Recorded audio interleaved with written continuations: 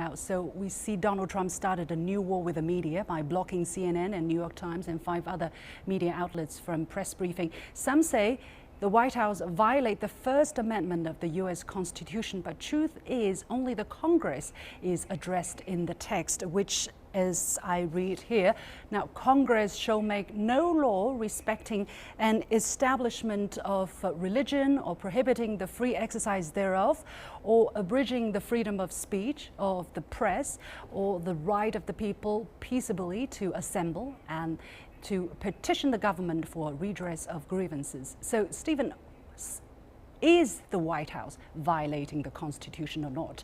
Is the President of the United States confined by the First Amendment? Well, first of all, Xin, thank you very much for inviting me. It's a pleasure to be here with you tonight.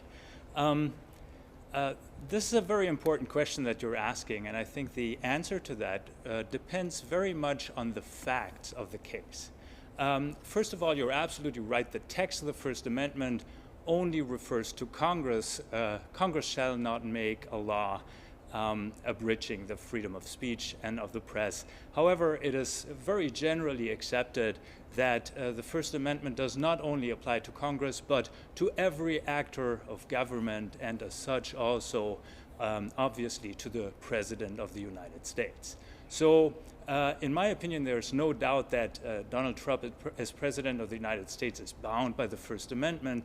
The big question is his exclusion of specific journalists from the press meaning a violation of the First Amendment? I think that is much less clear, and it very much depends on the facts of the case.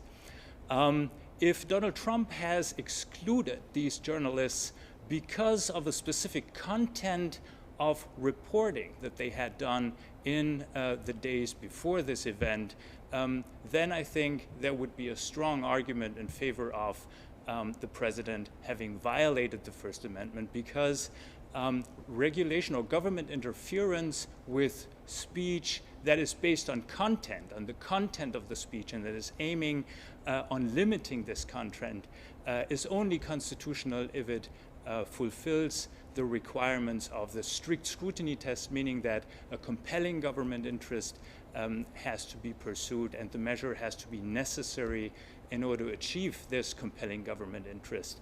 I don't see that these requirements are being fulfilled in the following, in the present case here. So sure, Stephen, let me ask you this.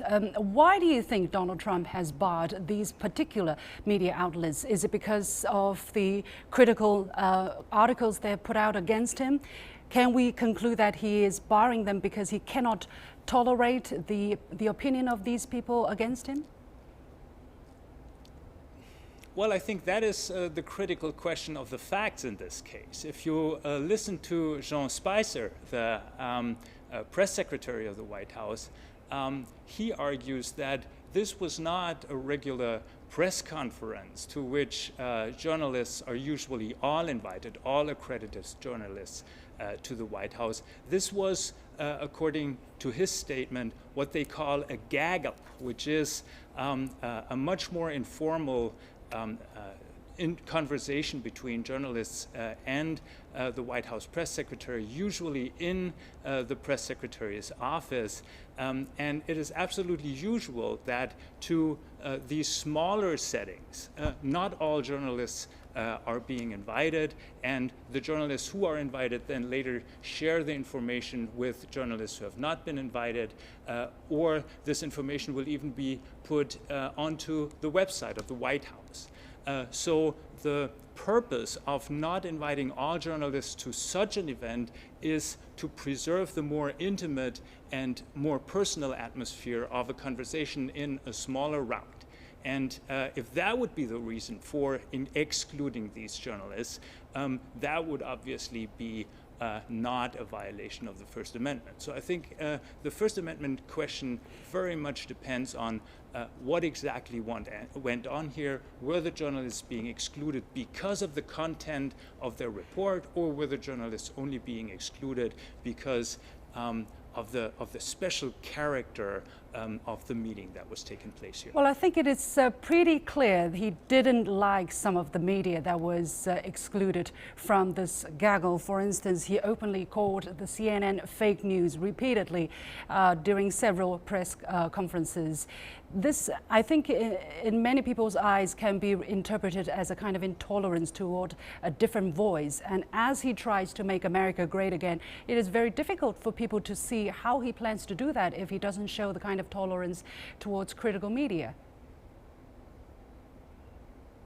Well, that is absolutely true. I think one very interesting question would be, have these gaggles taken place before, and were, for example, journalists by the New York Times and CNN usually invited to these gaggles? Because if that would have been the case, obviously the question now is, why are they excluded? I mean, I think you are rightfully referring to a bigger issue that's in the background here, and that is obviously the very critical reports in the New York Times on alleged contacts between people of the Trump campaign and the Russian government prior to Donald Trump's being elected President of the United States. This is obviously the main topic, the elephant in the room that's in the background here. And one may well guess that the Trump administration, with their current behavior, is trying to detract from this real topic that's lingering in the background. Thank you very much, Stephan. Thank you very much, Stephan, for joining us today.